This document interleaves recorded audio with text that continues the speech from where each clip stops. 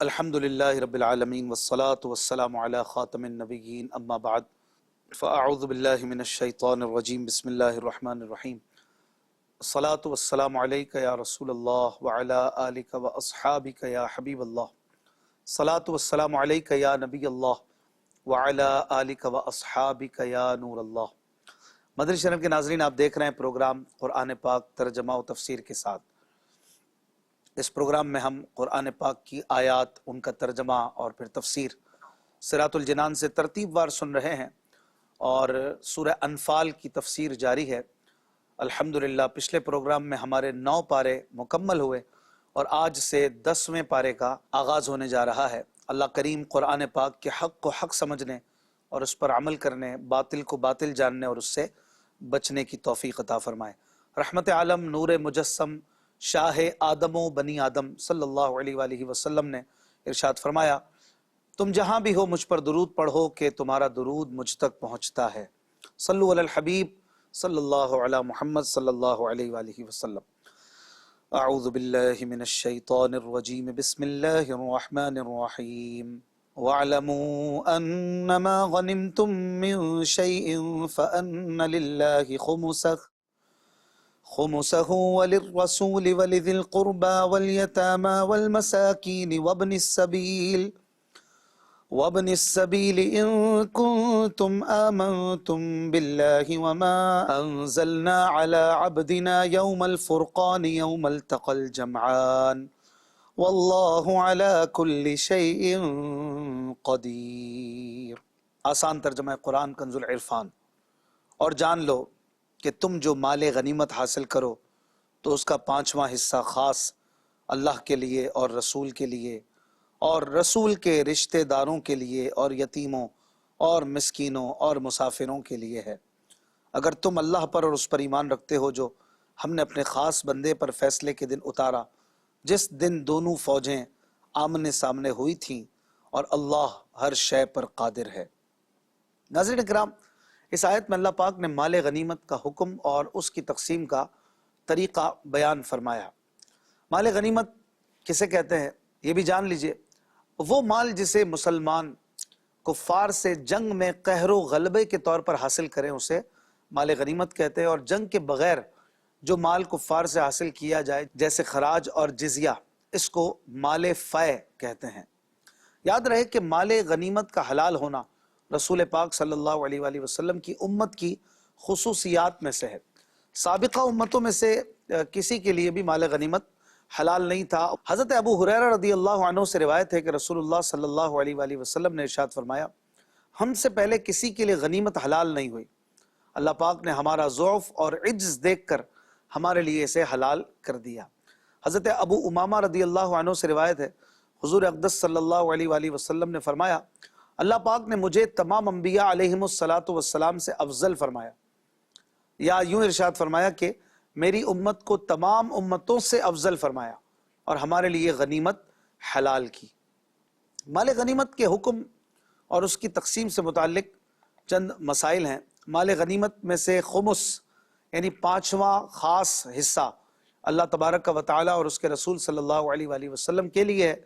5واں حصہ نکال کر باقی 4 حصے مجاہدین اسلام پر تقسیم کر دیے جائیں گے، اور مال فے مکمل طور پر بیت المال میں ہی رکھا جائے گا۔ رسول کریم صلی اللہ علیہ وآلہ وسلم کے بعد اب حضور اقدس صلی اللہ علیہ وآلہ وسلم اور آپ کے رشتہ داروں کے حصے یہ ساقط ہو گئے۔ اب مال غنیمت کا جو 5واں حصہ نکالا جائے تو اس کے 3 حصے کیے جائیں گے، ایک حصہ یتیموں کے لیے، ایک مسکینوں اور ایک مسافروں کے لیے۔ اور اگر یہ تینوں حصے ایک ہی قسم مثلا یتیموں یا مسکینوں پر خرچ کر دیے تب بھی جائز ہے، اور مجاہدین کو زیادہ حاجت ہو تو ان پر بھی خرچ کرنا جائز ہے۔ بنی ہاشم اور بنی مطلب کے یتیم اور مساکین اور مسافر اگر فقیر ہوں تو یہ لوگ دوسروں کی بنسبت خمس کے زیادہ حقدار ہے، کیونکہ اور فقراء تو زکوٰۃ بھی لے سکتے ہیں لیکن یہ نہیں لے سکتے، اور یہ لوگ غنی ہوں تو خمس میں ان کا حق نہیں ہوگا۔ خمس کے علاوہ باقی 4 حصے مجاہدین پر اس طرح تقسیم کیے جائیں گے کہ سوار کو پیدل کے مقابلے میں دگنا ملے گا، یعنی ایک اس کا حصہ اور ایک اس کی سواری کا حصہ، اور اس کی سواری عربی ہو یا کسی اور خطے کی ہو، کوئی اور نسل کی ہو، سب کا ایک ہی حکم ہے، لشکر کا سردار اور سپاہی دونوں حصے میں برابر ہے، یعنی جتنا سپاہی کو ملے گا اتنا ہی سردار کو بھی ملے گا۔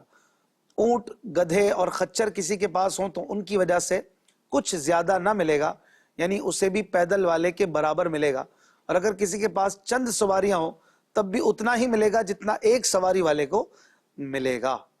مزید آیت میں فرمایا یوم التقى الجمعان، جس دن دونوں فوجیں آمنے سامنے ہوئی تھیں، تو اس دن سے مراد بدر کا دن ہے، اور دونوں فوجوں سے مسلمان اور کفار کی فوجیں مراد ہیں، اور یہ واقعہ 17 رمضان المبارک کو پیش آیا۔ صحابہ اکرام رضی اللہ عنہم کی تعداد 310 سے کچھ زیادہ تھی، اور مشرکین 1000 کے قریب تھے، اور اللہ پاک نے انہیں ہزیمت دی، اور ان میں سے 70 سے زیادہ مارے گئے، اور اتنے ہی گرفتار ہوئے بقیہ بھاگ گئے۔ اگلی آیت میں اللہ پاک ارشاد فرماتا ہے اذ انتم بالعدوة الدنيا وهم بالعدوة القصوى والركب اسفل منكم ولو تواعدتم لاختلفتم في الميعاد ولكن ليقضي الله امرا كان مفعولا ليهلك من هلك عن بينة ويحيى من حي عن بينة وَإِنَّ اللَّهَ لَسَمِيعٌ عَلِيمٌ۔ آسان ترجمہ قرآن کنز العرفان۔ جب تم قریب والی جانب تھے اور وہ کافر دور والی جانب تھے،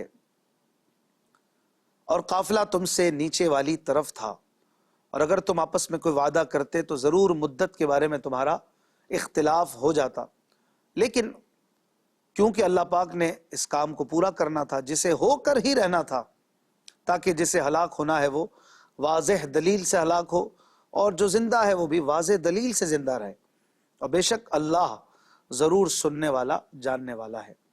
ناظرین اکرام، اس آیت کا خلاصہ یہ ہے کہ مسلمانوں کا لشکر بدر کی اس جانب تھا جو مدینہ طیبہ سے قریب تھی، اور کفار کا لشکر وادی بدر کی دوسری جانب تھا جو مدینہ طیبہ سے دور تھی، جبکہ ابو سفیان وغیرہ کا تجارتی قافلہ وادی بدر کی نچلی جانب 3 میل کے فاصلے پر سمندر کی طرف تھا، ساحل کی طرف تھا۔ اللہ پاک نے مسلمانوں کو پہلے سے وقت مقرر کیے بغیر کفار کے مقابلے میں لا کھڑا کیا۔ اس میں حکمت یہ تھی کہ اگر مسلمان اور کفار جنگ کا کوئی مقرر وقت کر لیتے، پھر مسلمان اپنی قلیل تعداد، بے سر و سامانی، اور کفار کی کثیر تعداد اور ان کے سامان کی کثرت دیکھتے تو ہو سکتا ہے ہیبت اور خوف کی وجہ سے ہمت ہار بیٹھتے اور میدان جنگ سے کترا کر نکل جاتے، لیکن کوئی مدت مقرر کیے بغیر اچانک اس طرح سے لڑائی ہو گئی، اور اصل میں اللہ تبارک و تعالی نے اسلام اور مسلمانوں کی مدد فرمانا تھی اور دشمنان دین کو ہلاک کرنا تھا، لہٰذا اللہ تبارک و تعالی نے کسی وقت کو مقرر کیے بغیر ہی ان دونوں افواج کو جمع فرما دیا۔ مزید فرمایا اس آیت میں کہ لِيَهْلِكَ من ہلک عن بینہ ویحییٰ من حی عن بینہ، تاکہ جسے ہلاک ہونا ہے وہ واضح دلیل سے ہلاک ہو، اور جسے زندہ رہنا ہے وہ دلیل کے ساتھ زندہ رہے۔ تو اس کی وضاحت کچھ یوں ہے کہ غزوہ بدر کی ابتدا میں مسلمانوں کے لشکر کی حالت یہ تھی کہ مجاہدین اسباب کی کمی اور تیاری نہ ہونے کی وجہ سے کچھ خوف اور گھبراہٹ میں مبتلا تھے۔ ان کی جائے قیام یہ پانی سے دور تھی، زمین ریتیلی ہونے کی وجہ سے اس میں پیر دھنس جاتے تھے، جبکہ لشکر کفار کا یہ حال تھا کہ ان کی تعداد بہت زیادہ تھی، کھانے پینے کا وافر سامان اور ہتھیار بھی وافر مقدار میں موجود تھے، اور پانی کے بھی وہ قریب تھے۔ ان کی زمین ریتیلی نہ ہونے کی وجہ سے ان کے لیے چلنا آسان تھا۔ مزید یہ کہ ان کے پیچھے ابو سفیان کا قافلہ تھا جس سے بوقت ضرورت انہیں مدد حاصل ہونے کی امید بھی تھی۔ یوں بظاہر حالات کافروں کے موافق اور مسلمانوں کے مخالف تھے۔ جب دونوں لشکروں کی آپس میں جنگ ہوئی تو اس وقت اللہ پاک نے نقشہ ہی بدل دیا۔ اللہ پاک کے فضل سے مسلمانوں کو بہت بڑی فتح نصیب ہوئی اور کفار بدترین شکست سے دوچار ہوئے۔ مسلمانوں کی فتح اور کفار کی شکست تاجدار انبیاء صلی اللہ علیہ وآلہ وسلم کا عظیم معجزہ اور نبوت کے دعوے کی سچائی پر مضبوط دلیل ہے، کیونکہ جنگ شروع ہونے سے پہلے حضور علیہ الصلوۃ والسلام نے مسلمانوں کو فتح کی بشارت دی اور فرمایا تھا کہ اللہ پاک نے فتح و نصرت کا وعدہ فرمایا ہے۔ پھر مسلمانوں کو نبی اکرم صلی اللہ علیہ وآلہ وسلم نے فتح کی بشارت اس وقت دی تھی کہ جب ظاہری اور مادی طور پر مسلمانوں کو فتح کے کوئی آثار دکھائی نہیں دے رہے تھے۔ یوں بدر کی فتح سے نبی آخر الزمان صلی اللہ علیہ وآلہ وسلم کی نبوت کی سچائی اس کی دلیل ظاہر ہو گئی اور اسلام کی سچائی پر مضبوط دلیل قائم ہو گئی۔ اس لیے اللہ پاک نے ارشاد فرمایا کہ اب جو کفر اختیار کر کے ہلاکت میں پڑے گا تو دلیل قائم ہونے اور حجت پوری ہو جانے کے بعد ہلاکت میں پڑے گا، اور جو اسلام قبول کر کے گویا زندگی حاصل کرے گا تو وہ دلیل قائم ہونے کے بعد کرے گا۔ اگلی آیت میں اللہ پاک ارشاد فرماتا ہے اذ یریکہم اللہ فی منامک قلیلا ولو اراکہم کثیرا لفشلتم ولتنازعتم فی الامر ولکن اللہ سلم انہ علیم بذات الصدور۔ آسان ترجمہ قرآن کنز العرفان۔ اے حبیب یاد کرو جب اللہ نے یہ کافر تمہاری خواب میں تمہیں تھوڑے کر کے دکھائے، اور اگر وہ ان کو زیادہ کر کے تمہیں دکھاتا تو اے مسلمانوں تم ضرور بزدل ہو جاتے اور تم ضرور معاملے میں اختلاف کرتے، لیکن اللہ نے سلامت رکھا، بے شک وہ دلوں کی باتیں جانتا ہے۔ ناظرین اکرام، یہ اللہ پاک کی نعمت تھی کہ نبی کریم صلی اللہ علیہ وآلہ وسلم کو کفار کی تعداد تھوڑی دکھائی، اور آپ نے اپنا یہ خواب صحابہ اکرام رضی اللہ عنہم سے بیان کیا تو اس سے ان کی ہمتیں بڑھی اور اپنے ضعف اور کمزوری کا اندیشہ انہیں نہ رہا۔ دشمن پر جرت اور بہادری پیدا ہوئی، دل ان کے مضبوط ہو گئے۔ انبیاء علیہم السلام کا خواب حق ہوتا ہے۔ آپ کو کفار تھوڑے دکھائے گئے تھے، اور ایسے کفار جو دنیا سے بے ایمان جائیں اور کفر ہی پر ان کا خاتمہ ہو، وہ تو تھوڑے ہی تھے، کیونکہ جو لشکر مقابلے میں آیا تھا اس میں کثیر لوگ وہ تھے جنہیں بعد میں اپنی زندگی ہی میں ایمان نصیب ہو گیا تھا۔ اور خواب میں قلت کی تعبیر ضعف سے ہے، چنانچہ اللہ پاک نے مسلمانوں کو غالب فرما کر کفار کا ضعف ظاہر کر دیا۔ اگلی آیت میں اللہ پاک ارشاد فرماتا ہے وَإِذْ يُرِيكُمُوهُمْ إِذِ الْتَقَيْتُمْ فِي أَعْيُنِكُمْ قَلِيلًا وَيُقَلِّلُكُمْ فِي أَعْيُنِهِمْ لِيَقْضِيَ اللَّهُ أَمْرًا كَانَ مَفْعُولًا وَإِلَى اللَّهِ تُرْجَعُ الْأُمُورُ۔ آسان ترجمہ قرآن کنز العرفان۔ اور اے مسلمانوں یاد کرو جب لڑتے وقت اللہ تمہیں وہ کافر تمہاری نگاہوں میں تھوڑے کر کے دکھا رہا تھا، اور تمہیں ان کی نگاہوں میں تھوڑا کر دیا تاکہ اللہ اس کام کو پورا کرے جسے ہو کر ہی رہنا ہے، اور اللہ ہی کی طرف تمام کاموں کا رجوع ہے۔ ناظرین اکرام، بدر کے میدان میں اللہ پاک نے مسلمانوں پر کئی طرح کے انعامات فرمائے۔ ان میں سے ایک یہ ہے کہ اللہ پاک نے مسلمانوں کو کفار بہت تھوڑے کر کے دکھائے۔ حضرت عبداللہ ابن مسعود رضی اللہ عنہ فرماتے ہیں کہ وہ کافر ہماری نگاہوں میں اتنے کم لگے کہ میں نے اپنے برابر والے ایک شخص سے کہا کہ تمہارے گمان میں کافر 70 ہوں گے؟ اس نے کہا کہ میرے خیال میں 100 ہوں گے، حالانکہ وہ 1000 تھے۔ اور پھر کافروں کی نظروں میں مسلمانوں کو بہت تھوڑا کر کے دکھایا، یہاں تک کہ ابو جہل نے کہا کہ انہیں رسیوں میں باندھ لو۔ گویا وہ مسلمانوں کی جماعت کو اتنا قلیل دیکھ رہا تھا کہ مقابلہ کرنے اور جنگ آزما ہونے کے لائق بھی خیال نہیں کرتا تھا۔ مسلمانوں کو مشرکین تھوڑے دکھانے کی حکمت یہ تھی کہ رسول اکرم صلی اللہ علیہ وآلہ وسلم کے خواب کی صداقت ظاہر ہو جائے، مسلمانوں کے دل مضبوط ہو جائیں اور کفار پر ان کی جرت بڑھ جائے، جبکہ مشرکین کو مسلمانوں کی تعداد تھوڑی دکھانے میں یہ حکمت تھی کہ مشرکین مقابلے پر جم جائیں، بھاگے نہیں۔ اور یہ بات ابتدا میں تھی، مقابلہ جب شروع ہوا تو پھر اللہ تعالیٰ کی قدرت کا کچھ اور کرشمہ تھا کہ بعد میں مقابلے کے دوران انہیں مسلمان بہت زیادہ دکھائی دینے لگے۔ اس آیت میں مزید اللہ پاک نے فرمایا کہ لِيَقْضِيَ اللَّهُ أَمْرًا كَانَ مَفْعُولًا، تاکہ اللہ پاک اس کام کو پورا کرے جسے ہو کر ہی رہنا ہے، یعنی اسلام کا غلبہ اور مسلمانوں کی نصرت اور شرک کا ابطال، شرک کو باطل کرنا اور مشرکین کی ذلت و رسوائی، اور رسول کریم صلی اللہ علیہ وآلہ وسلم کے معجزے کا اظہار کہ آپ نے جو فرمایا تھا وہ ہوا کہ قلیل جماعت بھاری لشکر پر فتح یاب ہوئی۔ اگلی آیت میں اللہ پاک ارشاد فرماتا ہے یا ایہا الذین آمنوا اذا لقیتم فئة فاثبتوا واذکروا اللہ کثیرا لعلکم تفلحون۔ آسان ترجمہ قرآن کنز العرفان۔ اے ایمان والو، جب کسی فوج سے تمہارا مقابلہ ہو تو ثابت قدم رہو اور اللہ کو کثرت سے یاد کرو تاکہ فلاح پاؤ۔ ناظرین اکرام، اس سے پہلی آیات میں اللہ پاک نے ان نعمتوں کا بیان فرمایا جو اس نے جنگ بدر میں اپنے حبیب صلی اللہ علیہ وآلہ وسلم اور ان کے صحابہ اکرام رضی اللہ عنہم کو عطا فرمائی تھی۔ اور اس آیت میں اللہ پاک نے مسلمانوں کو مزید کچھ آداب جو ہیں وہ تعلیم فرمائے ہیں۔ سب سے پہلے تو یہ ادب بیان فرمایا کہ جب راہ خدا میں نکلو تو پھر ثابت قدم رہو، اور کیسی ہی آزمائش آ جائے اس پر صبر کرو، اور اس میں کسی قسم کی لڑکھڑاہٹ کے شکار نہ بن جاؤ، بلکہ رب کی رضا پہ راضی رہو، ثابت قدمی کا مظاہرہ کرو، کبھی بھی بزدلی مت دکھاؤ۔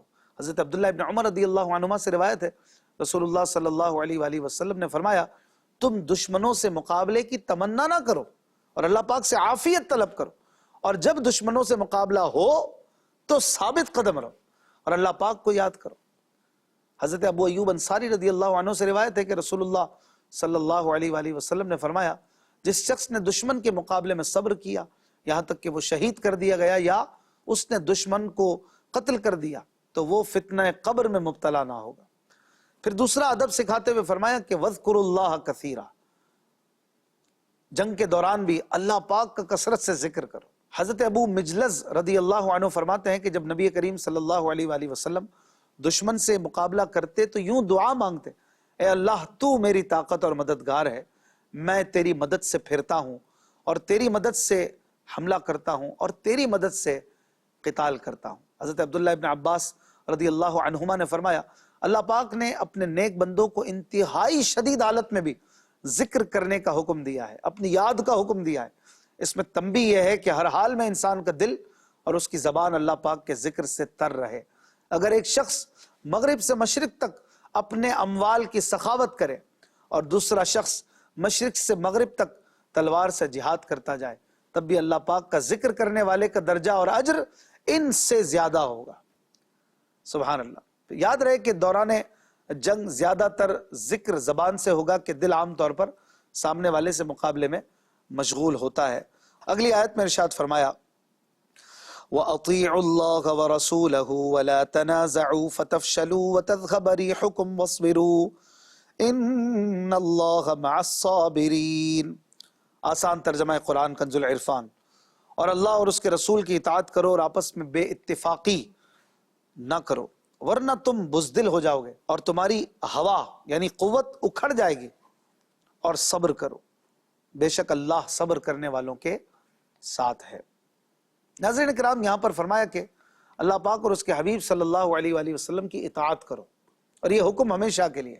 اور اس آیت کا ایک مفہوم یہ ہے کہ مسلمانوں پر لازم ہے کہ وہ تمام معاملات میں، خصوصاً جہاد اور دشمن سے مقابلے کے وقت، ثابت قدمی کا مظاہرہ کرنے میں اللہ اور اس کے رسول کی اطاعت کریں اور باہمی اختلافات سے بچیں۔ جیسا کہ احد میں بعض مسلمانوں نے بعض کی مخالفت کی، کیونکہ باہمی تنازع ضعف و کمزوری اور بے وقاری کا سبب بن جاتا ہے۔ اس آیت کا حکم تو جنگ کے بارے میں ہے، لیکن عمومی حالات میں بھی مسلمانوں کو باہمی اختلاف سے بچنا چاہیے اور اتفاق و اتحاد کا راستہ اختیار کرنا چاہیے۔ کفار کے ممالک تو آپس میں متحد ہیں، لیکن افسوس کہ فی زمانہ مسلمانوں میں باہمی اتحاد نظر نہیں آتا، بلکہ ان کا حال یہ ہو چکا ہے کہ اگر کفار کسی مسلمان ملک پر ظلم و ستم کریں تو دوسرے ملک کے مسلمان اپنے مسلم بھائیوں کا ساتھ دینے اور ان کافروں کے خلاف برسر پیکار ہونے کے بجائے کافروں کا ساتھ دینے لگ جاتے ہیں۔ اللہ اکبر۔ اللہ تبارک و تعالی رحم فرمائے۔ زندگی رہی تو انشاءاللہ الکریم آیت نمبر 47 سے اگلے درس کا آغاز کریں گے۔ اپنا خیال رکھیے گا۔ صلو علی الحبیب صلی اللہ علی محمد صلی اللہ علیہ وسلم۔